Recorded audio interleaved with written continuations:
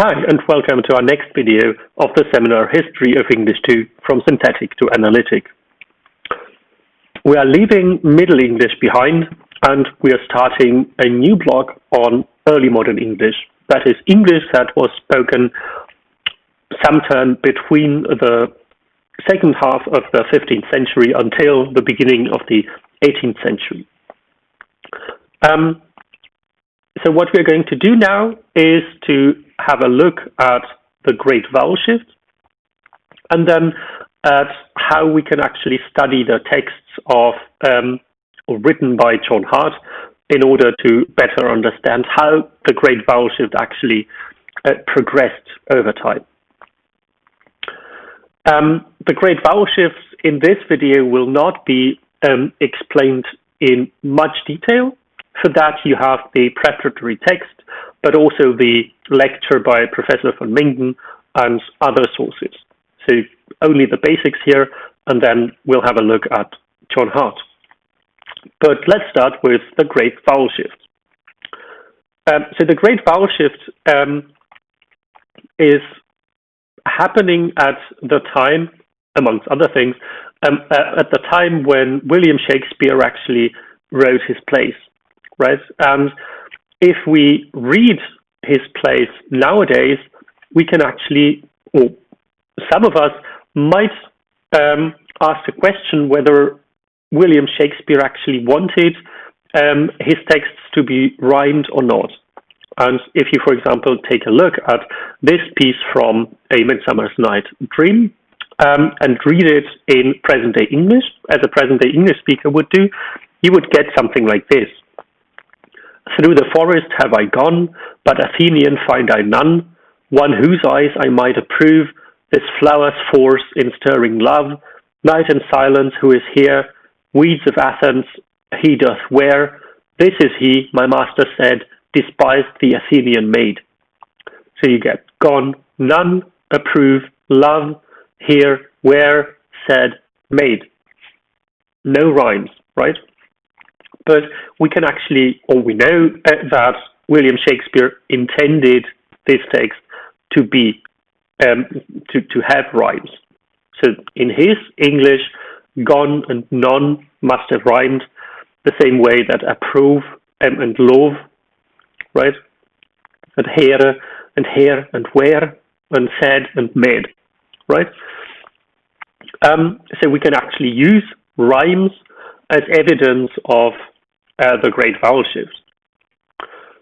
But we also, when we use rhymes as evidence, we have to be careful because sometimes we get a phenomenon that is known as an Ayah Rhyme, as for example here in these two lines from a text by Jonathan Swift, where we have grown and town, which don't rhyme in present-day English, but which also did not rhyme in his time.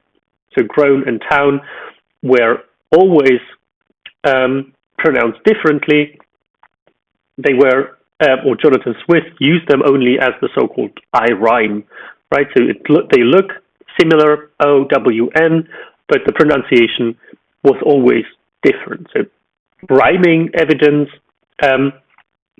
is not 100% reliable, but we can use it to at least show that English changed a bit. And this a bit is actually quite massive, right? So the Great Vowel Shift is a process that took several centuries to finish, and it completely changed the pronunciation of English, right? So if you remember how Old English or even Middle English was pronounced from the weeks from the preceding weeks, you will know that in particular vowels were pronounced quite differently. In our block on Old English and Middle English, I told you that you should simply read the text or the vowels as if you were reading a German text. So an U was an U, a U was an U, and an I was an E, and not as it is nowadays in present-day English. So you see that as you can see in this picture, basically all the vowels were changed. What's important, the Great Vowel Shift affected long vowels, right? So only long vowels. And what happened is that every single vowel basically moved to a position that is higher up in the phonological system, right? So an A got moved to an E, right? So everything got pronounced higher up in the mouth.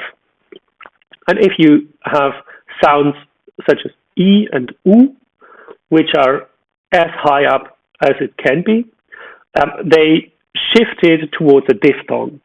So you get from E, you would get an A sound, and later on I sound. And the same or similar thing for U, where you would get ew and ow later on.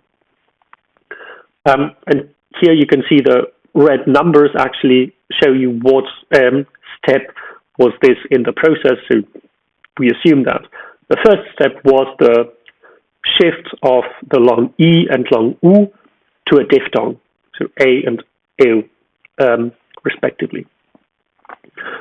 And this shift then enabled the other vowels to shift as well. And this is something that we call a chain shift, right? A shift of a single sound actually causes a chain reaction and the shift of others. And if we have a chain shift, we can distinguish two types of a chain shift. One would be a pull chain, the other one a push chain. A pull chain is basically the thing that happens during the Great Vowel Shift, so that the long E and long U, they shifted somewhere else, and their original slot was empty. And this emptiness could have been used by the other vowels so that A could shift to the position where E was originally, and so forth, right? So the first shift pulls the other shifts behind it. Another possibility that sometimes happens is the so-called push chain, so that there is not an empty space that has to be filled, but it is the other way around. So a sound moves to a slot that is already occupied by another sound, and the sound that originally had occupied this place is pushed out to a new position, right? But the Great Vowel Shift is an example of a pull chain.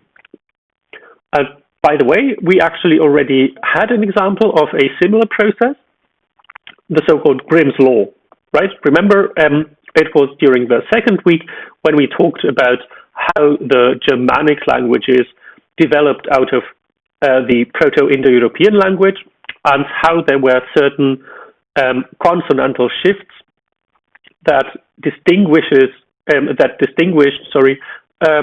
Germanic languages from other Indo-European languages. For example, the shift from a p sound to a f sound, right? So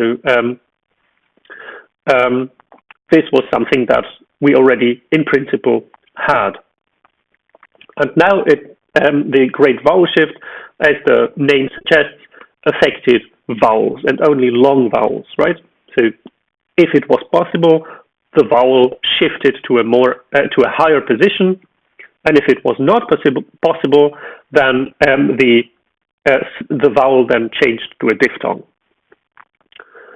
Right, and this is a timetable of these changes. So you can see that the Great Vowel Shift really took some time. It was not something that happened overnight, but took at least 200 years. Right. By the way, for example, if you look here at the pronunciation of the long E, right? That was, as we assume, the first step. The original long E from Middle English shifted to a diphthong. So you would have, for example, ease, right? In Middle English, the word for ice. In the 16th century, that would be pronounced as an ace, right?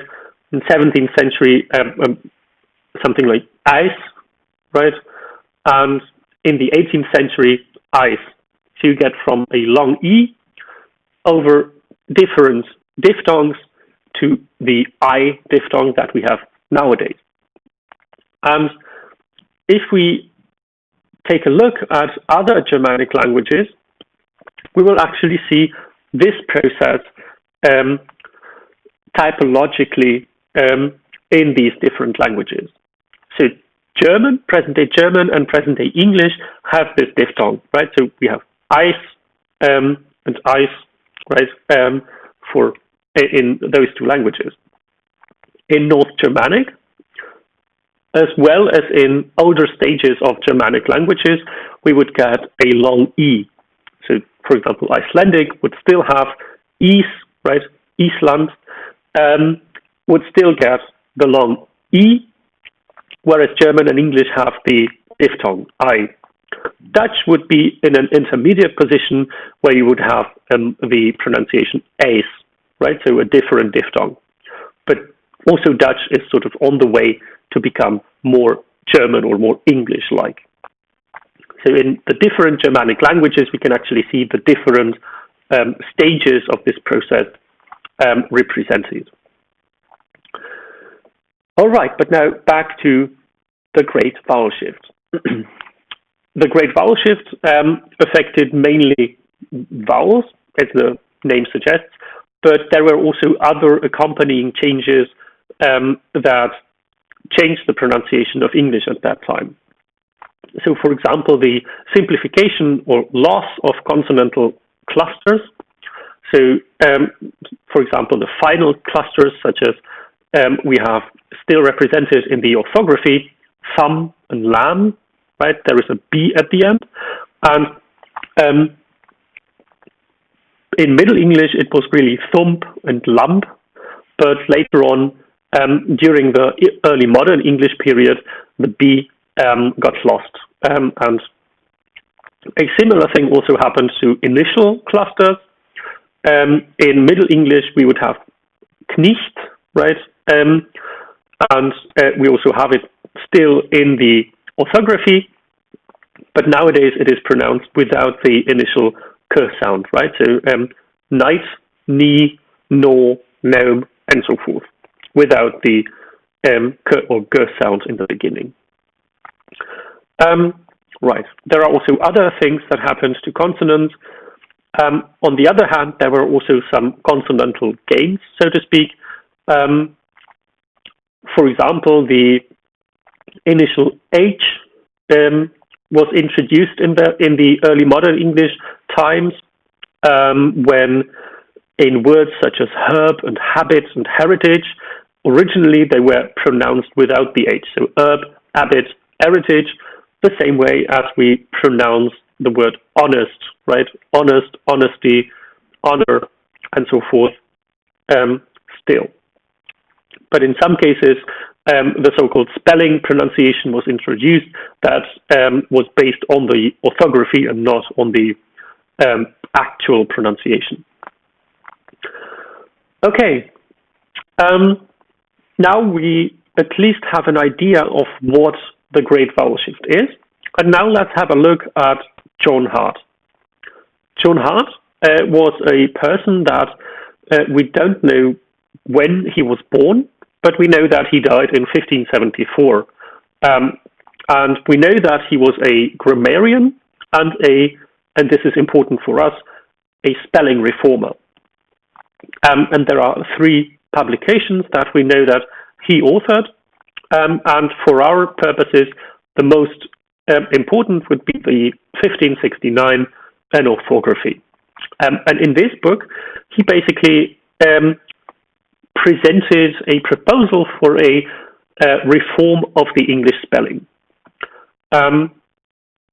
We know that he was not successful, because we still use the traditional spelling as it was actually used more or less since the 14th, 15th century, right? So if you read the words in spelled as they are spelled nowadays, but this orthography actually still represents sort of the late Middle English pronunciation, right? For example, knight, right, the person in armor with a sword, is still written with an K and with a G and with an H, which was supposed to represent Knecht, right? The same for night as the opposite of day.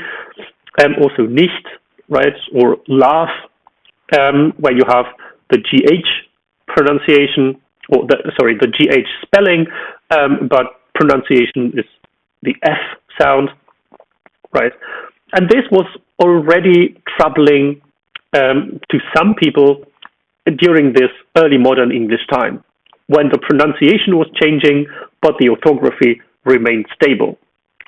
And John Hart thought that this is not something that we can have in a language, and because we have superfluous letters, so there are sometimes in English we write more letters than are actually necessary, or we retain the orthography of loan words as it was in the languages from which we borrowed those words. And another thing is that we have words that are pronounced the same way, but they are spelled differently. And this is something that Hart was unhappy about and that he wanted to change.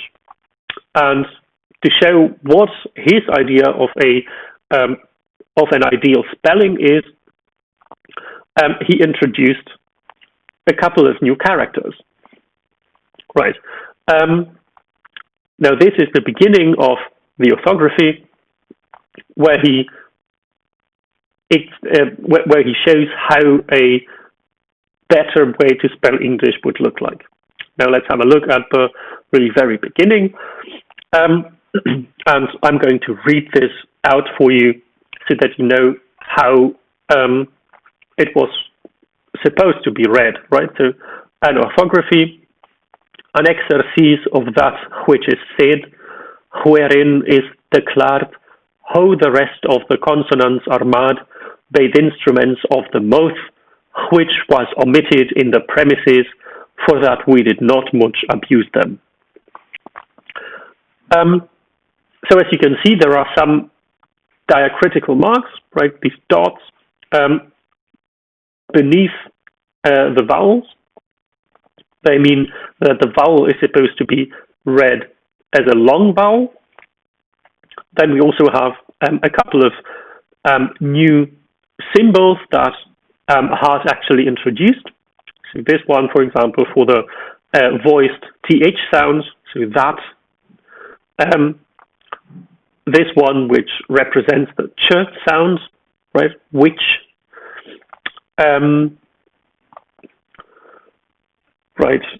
Here, much. And I think that's everything here.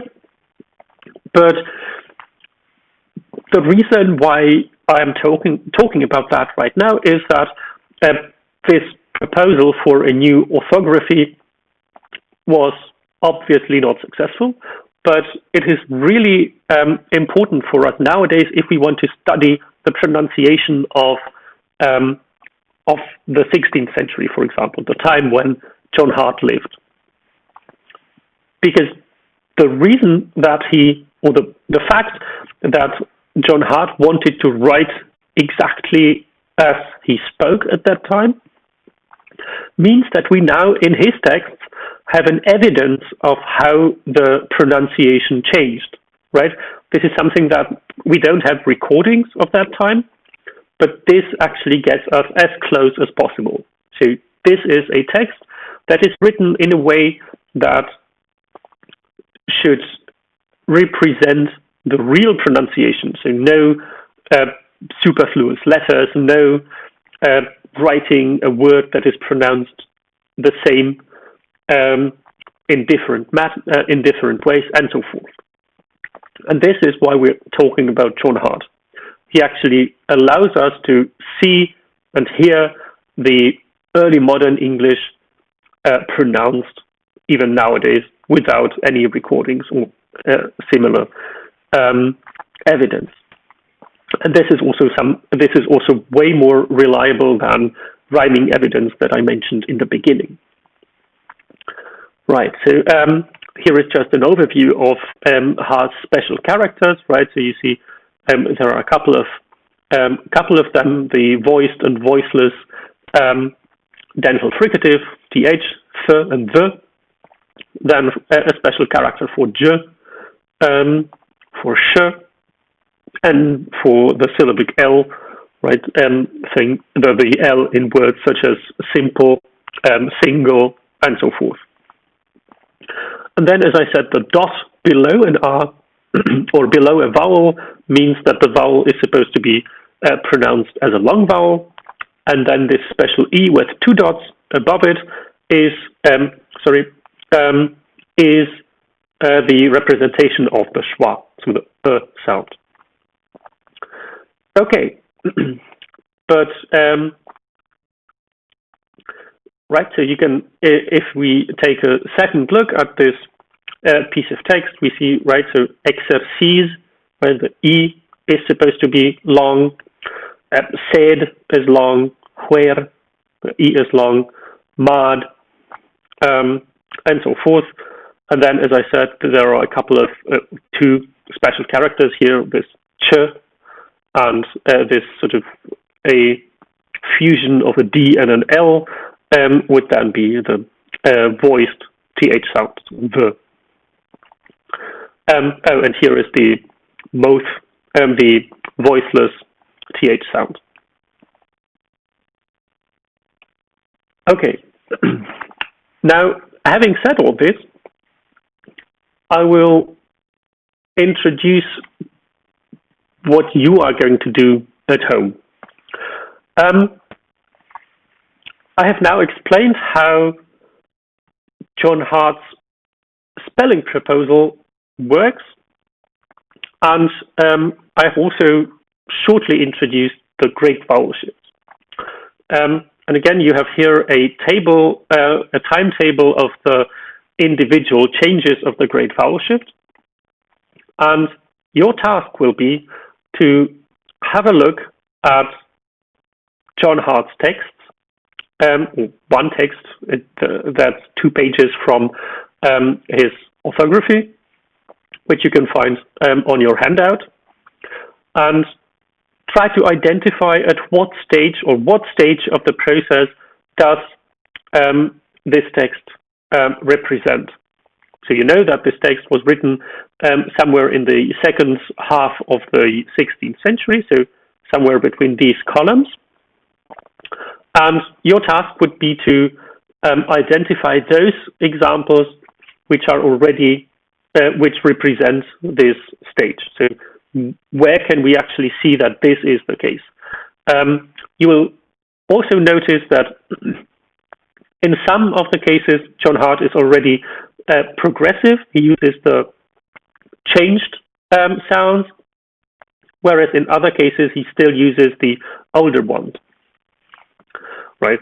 And we will have a look at what you found next week during our online session. Right, so now we're at the very end of this video, and 2 weeks ago I let you listen to a Middle English song, and today I'm going to give you a linguistic joke that is that you can only actually understand if you are familiar with the Great Vowel Shift, right? So here, what you can actually see is a flock of geese on their way toward becoming geese, right? And this is a Great Vowel Shift. Whether this joke is really funny or not, that I will leave to you. But at this point, I thank you for your patience, for listening, for watching, and we'll see each other next week. Bye.